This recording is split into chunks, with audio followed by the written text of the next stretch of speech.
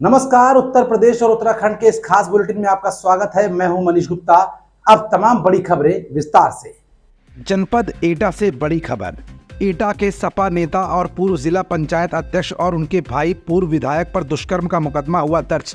नौकरी के बहाने बुलाकर दुष्कर्म करने का महिला ने लगाया आरोप।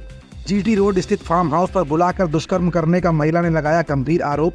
सपा नेता के दोनों भाई जोगिंदर सिंह यादव एटा जेल में बंद हैं और रामेश्वर यादव अलीगढ़ जिला जेल में बंद हैं। 9 साल से ज्यादा समय के बाद कोतवाली नगर में हुआ मुकदमा दर्ज। जनपद एटा से राज वर्मा की रिपोर्ट। लखनऊ में सपा नेता दारा सिंह यादव ने कहा कि दिल्ली से अधिकारियों को छूट मिली हुई है, कहीं हत्या तो कहीं लूट हो रही है। अमेठी वाली घटना को लेकर सपा नेता दारा सिंह यादव का आया बड़ा बयान। अधिकारियों को मिली हुई है छूट, कहीं हत्या तो कहीं लूट। मैं इसलिए कह रहा हूँ कि उत्तर प्रदेश में आपने देखा होगा कि जिस तरह से कल अमेठी में जो घटना हुई, एक ही परिवार के सभी सदस्यों को गोली से उड़ा दिया गया और वो परिवार पहले भी पुलिस से गुहार लगा चुकी थी। ऐसे ही उत्तर प्रदेश के हर थाने में कम से कम 50 से 60 पिछड़े दलित समाज के लोग अपनी गुहार लगाते हैं और उनकी सुनवाई नहीं होती। सुनवाई इसलिए नहीं होती है क्योंकि वो पिछड़े समाज से और दलित समाज से आते हैं, क्योंकि उनके पास फार्चूनर नहीं होती है, उनके पास माल चढ़ाने के लिए धन नहीं होता। आज उत्तर प्रदेश में एक घटना नहीं हुई है। पिछले 7 सालों से आप घटनाओं का देख लोगे तो अंबार लगी हुई कहीं न्यायालय में गोली चल जाती है, कहीं बीच सड़क पर गोली चल जाती है, अब तो घर के अंदर घुसकर भी गोलियां चलाई जाती हैं। और उत्तर प्रदेश के मुख्यमंत्री जी कहते हैं कि हम जनता दरबार लगाते हैं। इन्होंने एक पोर्टल भी चालू किया था, जन सुनवाई, जिसमें 99% लोगों को न्याय नहीं मिलता है और झूठी रिपोर्ट लगाई जाती है।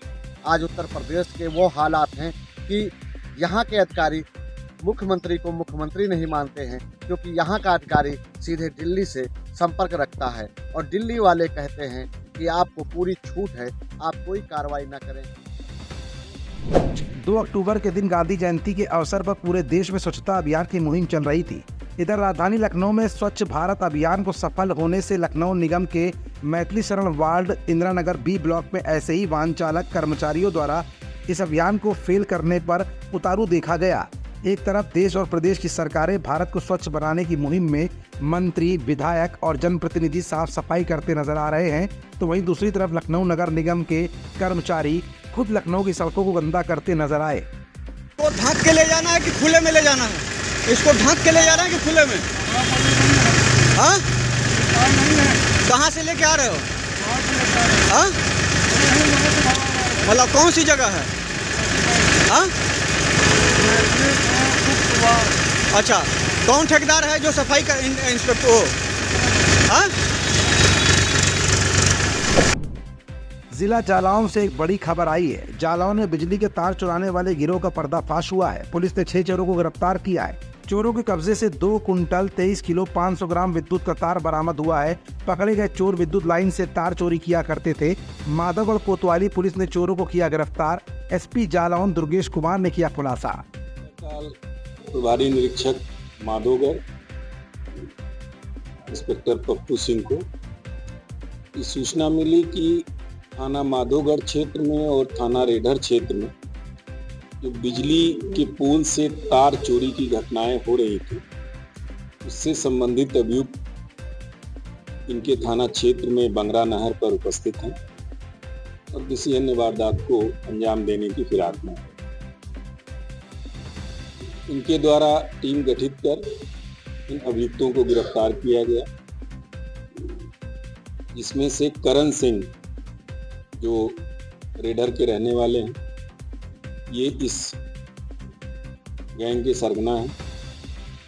उनके साथ कुल 5 अन्य साथी, जिनके पास से तत्समय तमंचा 315 बोर और कुछ कारतूस बरामद हुए हैं।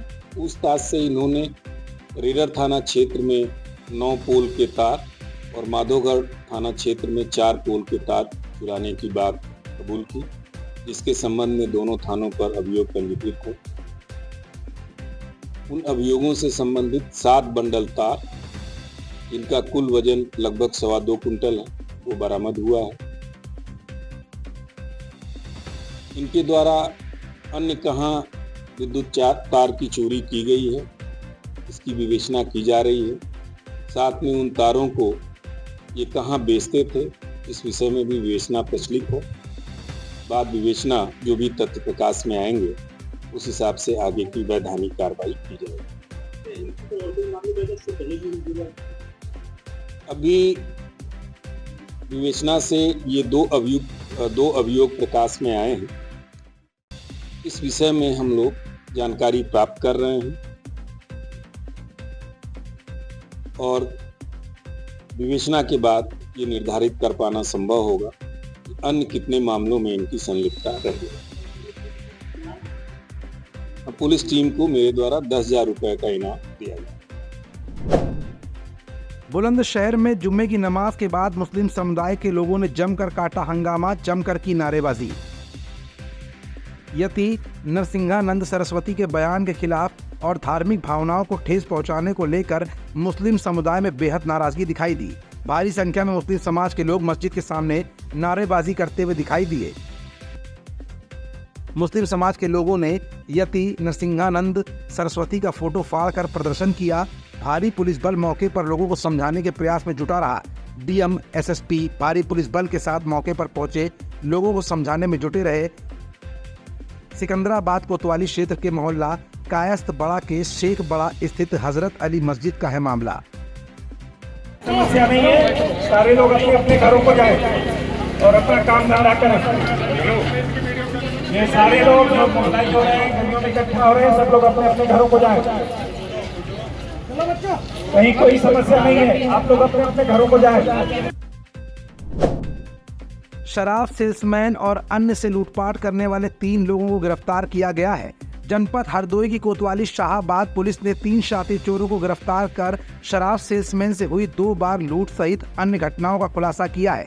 जनपद में बढ़ रही चोरी, लूट और नकबजनी की घटनाओं की रोकथाम के लिए पुलिस अधीक्षक नीरज कुमार जादौन के निर्देशन में चलाए जा रहे अभियान में कोतवाली शाहाबाद की पुलिस ने गुलाम साबिर पुत्र सफीउल्लाह निवासी टुमरुकी थाना मजिला, सलमान पुत्र इसरार निवासी जमुरा थाना मजिला और रिजवान पुत्र साबिर निवासी मलकापुर कोतवाली शाहाबाद को चोरी के मोबाइल, लूटे हुए 2400 रुपए और मोटरसाइकिल के साथ गिरफ्तार किया।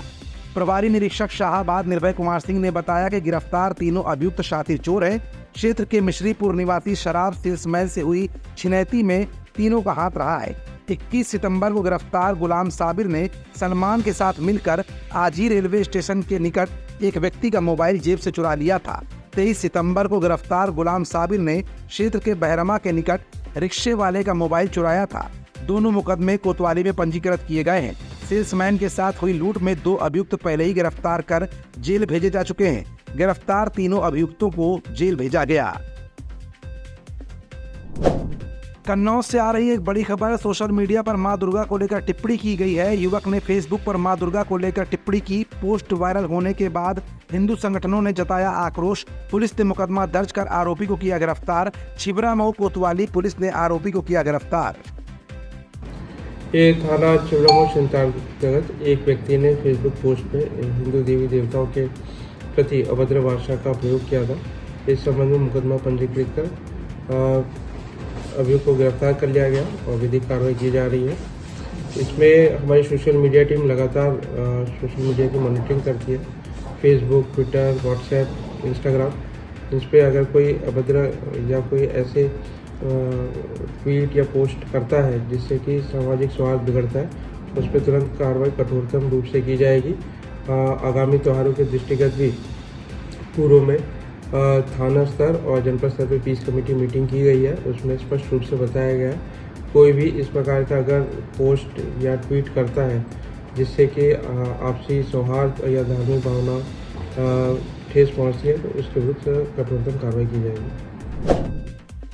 कौशाम्बी से ब्रेकिंग न्यूज। अवैध अतिक्रमण हटवाने के दौरान एसडीएम से अभद्रता हुई है। विश्व हिंदू परिषद के कार्यकर्ता समेत अन्य पर अभद्रता का आरोप लगा। पुलिस फोर्स के साथ अतिक्रमण हटवाने पहुंचे थे सदर के एसडीएम और विश्व हिंदू परिषद के कार्यकर्ताओं के बीच हुई तीखी नोकझोंक। मंझनपुर कस्बे के तहसील रोड का है मामला। कौशाम्बी से अरुण कुमार मिश्रा की रिपोर्ट। नमस्कार। एक्चुअली जब हम लोग तहसील मंजनपुर चौराहे से जब तहसील की तरफ आते हैं तो हम लोग को बाईं तरफ एक ज़मीन खाली दिखती है, जिसमें क्या है कि वो तालाब नुमा पूरा बना हुआ है, जिससे कि पूरे हमारे जो ये मंजनपुर का इस एरिया का है वो पानी निकलता है। अभी हम लोग ने 3-4 महीने पूर्व ही देखा है कि किस तरह जल भराव की स्थिति हो चुकी थी, क्योंकि लोगों के द्वारा कोई पेपर नहीं है और उस पूरे एरिया में अतिक्रमण किया जा रहा है। जो नए अतिक्रमण थे आज मैं उन्हीं को हटाने के लिए बोला कि आप लोग नया बनाते जा रहे हैं, इससे जल भराव की स्थिति और पूरा एरिया जो है वो जलमग्न हो जाएगा, तो आप लोग इसको समझें और यहाँ से हटा दें। उसी में कुछ लोगों द्वारा बदतमीजी भी किया जा रहा था, 3-4 लोग थे, उनको हमने थाने पे भी भेजा हुआ है। बुलंदशहर से आई बड़ी खबर। 22 साल बाद बिछड़ा हुआ बेटा मिला तो घर में दौड़ी खुशी की लहर। बुलंदशहर के कोतवाली ककोड़ थाना क्षेत्र के गांव धनोरा निवासी बबलू शर्मा 26 जून 2002 को परिवार में नाराजगी के चलते ट्रेन में बैठकर दिल्ली चला गया था। उस वक्त बबलू की उम्र करीब 9 साल की हुआ करती थी। बबलू ने बताया कि दिल्ली पहुंचा तो उसका एक्सीडेंट हो गया और सिर में चोट लग गई। फिर उसको याद ही नहीं रहा कि वो कौन है, कहाँ का है। बबलू को पुलिस ने अस्पताल में भर्ती कराया, इलाज कराकर चाइल्ड सेंटर में भेज दिया गया। बबलू बड़ा हुआ तो वो किसी फैक्ट्री में नौकरी करने लगा, लेकिन उसको फिर भी कुछ याद नहीं आ रहा था। बबलू ने बताया कि फैक्ट्री से नौकरी छूटने के बाद उसे दोबारा चाइल्ड सेंटर में ही नौकरी पर रख लिया गया।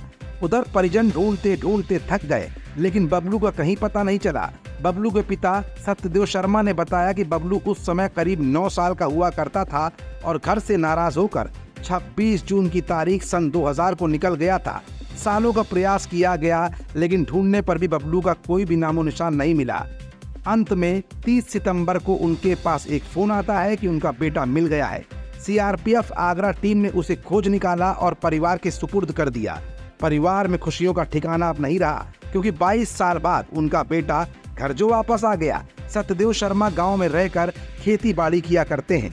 बबलू समेत उनके 5 बेटे और 2 बेटियां हैं। सभी की शादी हो चुकी है। बेटे प्राइवेट नौकरियां करते हैं। अच्छा, 20-22 साल पहले क्या हुआ था, कैसे घर से निकले थे? ऐसे ट्रेन में बैठ गया था, फिर वहाँ पे दिल्ली पहुँचा, एक्सीडेंट हो गया था बीच में, फिर पुलिस वाला भाई ने पहुँचा दिया था, पुलिस ले गया, इलाज करवाया था कुछ दिन तक। उसके बाद मुझे जैसे उठा, जैसे मुझे कुछ भी याद नहीं था, भाई गया वापस जगह। उसके बाद फिर एनजीओ किसी में करवा लिया था, फिर एनजीओ में जैसे होशा आया था ना मुझे, जैसे एनजीओ में ट्रांसफ़र करवा दिया था। फिर चाइल्ड लाइन का हाथ में दे दी, चाइल्ड लाइन वाले का हाथ में, तो वो सीधा सेंटर बतवा दिया था। फिर अब कहाँ रहे थे आप? उस समय दिल्ली में रहता था, वो एनजीओ में रहता हूँ अब पहले। अब कौन मिला था आपको जो घर तक लेके आया? चाइल्ड लाइन का हाथ में दे दिया था, चाइल्ड लाइन का हाथ में वो सीधा सेंटर पहुँचवा दिया था वहाँ से सीधे। पिताजी का क्या नाम था? सुखदेव शर्मा। अब याद है आपको कि थोड़ा मुझे कभी? ज़्यादा नहीं, भाई का नाम पता था बस। तो वहाँ पे पुलिस को बताया आपने भाई का नाम? भाई को पुलिस वाले को बताया, जब पता चला था वो दिया था ना सारा पता क्या हुआ है, बस फिर जाकर पता चला। ये याद है कितने साल पहले निकले थे? साल की तो पता नहीं, चोट लग रहा था, सब कुछ भूल चुका था मैं। घर से क्यों गए थे? थोड़ा भाई से थोड़ा बहसबाजी हो गई थी थोड़ा, इसीलिए गुस्से में चले गया था मैं। अब याद आ गया, यही घर है आपका? हाँ माँ बाप वही हैं? हाँ अब खुश हो? हाँ। खबर बुलंदशहर से है। बुलंदशहर में सिकंदराबाद में पुलिस टीम पर पथराव। पुलिस ने कई लोगों को लिया हिरासत में। बवाल के बाद डीएम, एसएसपी, पीएसी और कई थानों की पुलिस मौके पर रही मौजूद। शहर में गश्त कर रही पुलिस की टीमें। एसएसपी ने लोगों से की अफवाहों पर ध्यान न देने की अपील। सोशल मीडिया पर भ्रामक सूचना फैलाने पर होगी सख्त कार्रवाई। एसएसपी ने कहा कि पथराव में पुलिस कर्मियों के घायल होने की खबर भ्रामक है। सिकंदराबाद में हालात पूर्णतः समान है। एसएसपी ने ये बात भी कही है, यति नरसिंहानंद द्वारा दिए गए विवादित बयान के विरोध में हुआ था हंगामा। सर, पुलिस पर पथराव हुआ है, क्या घटनाक्रम था और सर किसका विरोध हुआ? थाना सिकंदराबाद में आज दिन में कुछ लोग एकत्रित हुए थे, जिनके द्वारा कुछ नारेबाजी वगैरह की गई थी। उस संबंध में स्थानीय पुलिस द्वारा पहुंचकर उस स्थिति को नियंत्रण में किया गया और उसमें कुछ लोग हिरासत में लिए गए थे। इसी के क्रम में आज शाम में यहाँ से कुछ लोग इकट्ठे होकर पथराव किए हैं। इस संबंध में थाने पर 2 मुकदमा पंजीकृत किया गया है और अब तक कुल 8 लोगों को हिरासत में लिया गया है। जो व्यक्ति भी माहौल खराब करने की कोशिश करेगा उसके विरुद्ध कठोर कार्रवाई सुनिश्चित की जाएगी। यहाँ के संभ्रांत व्यक्तियों से मेरे और डीएम साहब द्वारा वार्ता की गई है। अभी यहाँ शांति व्यवस्था कायम है। यहाँ पे पर्याप्त पुलिस बल लगाया गया है। सेक्टर और जोन में विभाजित कर पुलिस ऑफिसर्स और मजिस्ट्रेट्स की ड्यूटी लगाई गई है। वर्तमान में हम लोगों द्वारा वार्ता की जा रही है। अभी बिल्कुल यहाँ पे शांति है और पुलिस निरंतर भ्रमणशील। सर, कोई पुलिसकर्मी तो घटना के दौरान बवाल के दौरान घायल नहीं हुआ? नहीं, ये बात आई थी, कुछ अफवाहें इस तरीके की फैली थी। कोई भी ये बात सोशल मीडिया पे चल रही थी कि इंस्पेक्टर सिकंदराबाद घायल हुए। इंस्पेक्टर सिकंदराबाद हमारे साथ मौजूद हैं और बिल्कुल स्वस्थ हैं कि किसी को किसी प्रकार का चोट नहीं लगा। अच्छा, भ्रामक सूचनाएं जो सोशल मीडिया पर लोग डालते हैं उनके खिलाफ? देखिए, हम लोग सोशल मीडिया पर निरंतर नजर बनाए हुए हैं। इस घटना के संबंध में भी यदि कोई भ्रामक सूचना डालेगा उस पर तत्काल मुकदमा पंजीकृत करते हुए उसके विरुद्ध कठोर कार्रवाई सुनिश्चित की जाएगी। खबर जिला हरदोई से है। बरेली में हुए हादसे के बाद हरदोई में प्रशासन हुआ अलर्ट। एसडीएम और एसएचओ ने आतिशबाजी के गोदाम को किया चेक। स्टॉक रजिस्टर समेत अग्निशमन यंत्रों को बारीकी से चेक किया गया। पटाखा विक्रेताओं को सभी नियम पूरा करने के लिए दोनों अधिकारियों ने निर्देश दिए। पिहानी में पटाखा गोदाम को चेक किया गया। पिहानी कस्बे के सभी आतिशबाजी की दुकानों को चेक किया गया। यूपी के देवरिया जिले के नारायणपुर से आई बड़ी खबर। नारायणपुर का मर्यादाओं को तार तार करता दृश्य सामने आया, जहां कोचिंग पढ़ने जा रही छात्राओं को बाइक सवार कुछ दरिंदे छेड़खानी करते हुए नजर आए। जब ये बदमाश बच्चियों को पकड़ने के लिए दौड़े तब अपनी साइकिल छोड़कर चीखते हुए बदहवास बच्चियां भागी। हालांकि इस मामले में अब प्रदेश सरकार के मंत्री सूर्य प्रताप शाही का बयान भी आ गया है।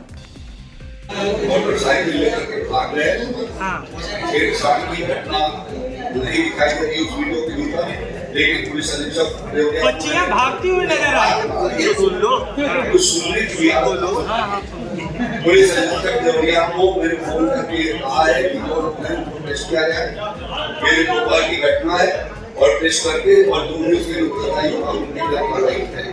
अमेठी में दलित शिक्षक और उसके परिवार की हत्या करने वाले चंदन वर्मा और पुलिस की मुठभेड़ हुई।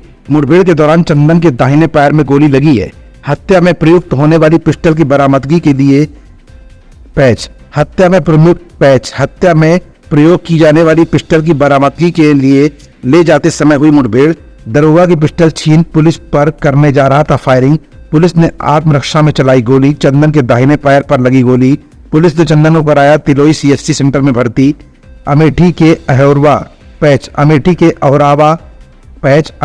अहोरावा भवानी में एक परिवार के 4 लोगों की हत्या का आरोपी है चंदन। मोहनगंज थाना क्षेत्र में हुई मुठभेड़। दिनांक 3/10/2024 को थाना शिवरत्नगंज के ग्राम अहोरवा भवानी में 4 व्यक्तियों की गोली मारकर हत्या कर दी गई थी। इसके मुख्य अभियुक्त चंदन वर्मा को दिनांक 4/10/2024 को गिरफ्तार किया गया था।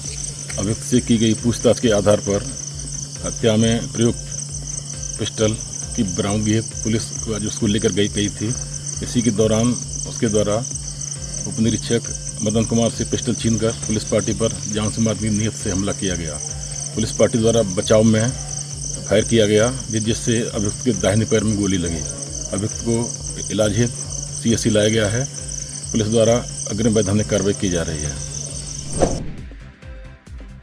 लोक जनशक्ति पार्टी रामविलास उत्तर प्रदेश मध्य एवं बुंदेलखंड के तत्वावधान में प्रदेश अध्यक्ष माननीय केबी भारती की अध्यक्षता में संपन्न हुआ, जिसमें लोकसभा चुनाव के पश्चात पार्टी की प्रगति पर समीक्षा की गई और पार्टी का प्रचार प्रसार एवं सदस्यता अभियान पूरे प्रदेश में जोर शोर से करने का प्रस्ताव पारित हुआ। पार्टी के राष्ट्रीय अध्यक्ष और भारत सरकार में कैबिनेट मंत्री चिराग पासवान जी की लोकप्रियता को देखते हुए भारी संख्या में लोग पार्टी की सदस्यता ले रहे हैं। इसी कड़ी में बैठक में विभिन्न पार्टियां शामिल हुई, जिनमें खासतौर से कांग्रेस एवं बहुजन समाज पार्टी और भाजपा के सदस्य एवं पदाधिकारियों ने लोक जनशक्ति पार्टी रामविलास की सदस्यता ग्रहण की।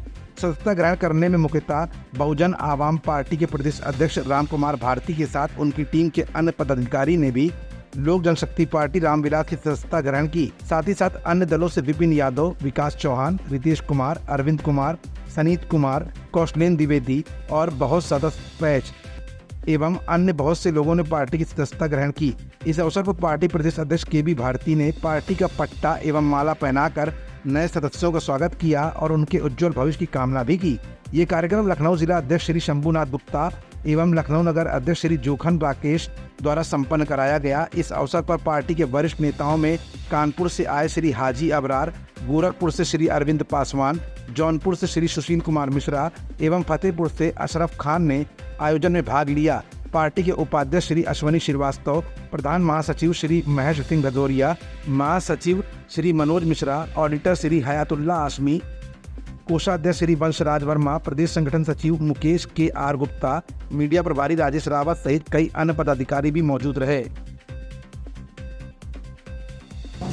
2027 में हम पूरी तैयारी के साथ चुनाव लड़ने के लिए तैयार हैं। हमारे जितने मंडल अध्यक्ष हैं, जितने जिला अध्यक्ष हैं, हमारे प्रभारी हैं, सब लोगों ने कमर कस लिया है कि उत्तर प्रदेश में हम जो है पूरे तन मन धन से चुनाव लड़ेंगे और हमारा अगर गठबंधन होता है तो हम 130 सीटों पर लड़ेंगे उत्तर प्रदेश में। और अगर हमारा चुनाव नहीं, गठबंधन नहीं होता है तो हम पूरी सीटों पर चुनाव लड़ेंगे। अच्छा, अगर बात की जाए, अभी चिराग पासवान जी आपके राष्ट्रीय अध्यक्ष आए थे उत्तर प्रदेश में और पासी पासवान को लेके उन्होंने बात की, क्या अंतर है, क्या अलग अलग चीज़ें हैं या एक ही है? पासवान पासी जो है एक ही है। जैसे जो है ब्राह्मण समाज में ले लीजिए, चौबे, तिवारी और क्या कहते मिश्रा, चतुर्वेदी वगैरह सभी हैं, गोत्र होते हैं। उसी तरह हमारे पासी समाज में जो है ये गोत्र हैं, कैथवास है, बौरासी है, गुजर है, खटिक है, दुसाद है और क्या कहते हैं कि अन्य पार्टियां हैं। तो सब ये गोत्र हमारे सभी पासी हैं। आपको एक उदाहरण मैं बताना चाहता हूँ कि 2012 में हमारे राष्ट्रीय अध्यक्ष माननीय स्वर्गीय रामविलास पासवान जी ने यहाँ पे महाराजा लखन पासी की मूर्ति का अनावरण करना था, परंतु यहाँ की बसपा सरकार थी 2009 में, तो उसने मूर्ति का अनावरण करने नहीं दिया था और उन्होंने कहा था कि नहीं, हम जो है किसी का अनावरण नहीं करेंगे। तो हमारे नेता स्वर्गीय रामविलास पासवान ने बसपा सरकार को चैलेंज दे करके गए थे कि अगर हमारे पूर्वजों को मूर्ति नहीं लगाने देते तो मैं आज के 1 महीने बाद पुनः आऊँगा। अगर मायावती जी के दम है तो वो हमारी सरकार को रोक ले, हमारे अनावरण को रोक ले। इसी को लेकर के वो 1 महीने बाद पुनः फिर आए और उन्होंने जो है यहाँ पे पासी समाज को आह्वान किया। हमारा पासी समाज एकजुट हुआ और उसने कहा कि अगर कोई व्यक्ति अपने खेत में अपने बाप की समाधि लगाना चाहता है तो बसपा सरकार रोकने वाली कौन होती है।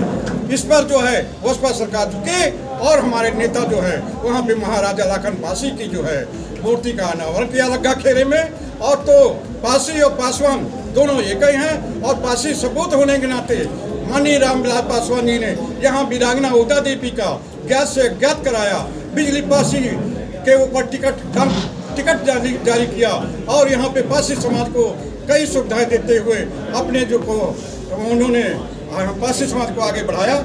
और जो लोग कहते हैं कि पासवान और पासी अलग अलग है, ये सरासर गलत है, वो दुष्प्रचार कर रहे हैं, मैं उनकी इसकी निंदा करता हूँ। अच्छा, अभी बात की जाए तो आज को किस मुझे जानकारी हुई है और यह पाया गया है कि 18 सितंबर की घटना थी, जैसा मैं याद कर पा रहा हूँ, और समाचार पत्र में ये उसके 10 दिन बाद आया। हालांकि समाचार पत्र से जानकारी मिलने पर मैंने तत्काल सीएमओ साहब से अनुरोध कर लिया। अन्य पार्टियों के लोग हमारी पार्टी में शामिल हुए हैं, काफी संख्या में पार्टी के माननीय चिराग पासवान जी के नेतृत्व में शामिल हुए। ठीक है। जनपद एटा से एक और बड़ी खबर आई है। एटा में अज्ञात व्यक्ति की ट्रेन की चपेट में आने से दर्दनाक मौत हो गई। सूचना पर पहुंची रेलवे पुलिस ने कोतवाली देहात पुलिस को घटना की सूचना दी। मौके पर पहुंची कोतवाली देहात पुलिस ने मृतक के शव को कब्जे में लेकर भेजा पोस्टमार्टम हाउस एटा। पुलिस मृतक की पहचान करने में जुटी हुई है। कोतवाली देहात क्षेत्र के गांव बारधर के समीप रेलवे पटरी का है पूरा मामला। इस बुलेटिन में फिलहाल इतना ही। हाजिर होंगे कुछ और बड़ी खबरों के साथ अगले बुलेटिन में।